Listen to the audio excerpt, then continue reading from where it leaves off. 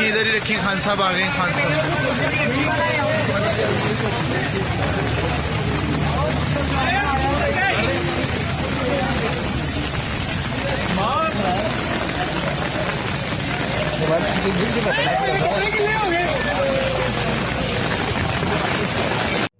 बिस्मिल्लाहिर्रहमानिर्रहीम। मेरे पाकिस्तानियों, हफ्ते की शाम को 25 तारीख की शाम को 9 बजे के बाद मीनार पाकिस्तान में मैं अपना पहला इस साल का जलसा कर रहा हूँ। और ये जलसा मैं इसलिए कर रहा हूँ कि मैं अपनी सारी कौम को तैयार करना चाहता हूँ कि जिस नाजुक मोड़ पे पाकिस्तान खड़ा है, मुझे अब सबकी ज़रूरत है।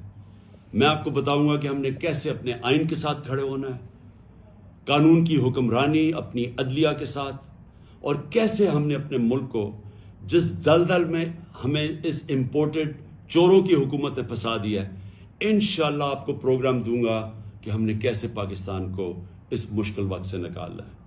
शुक्रिया।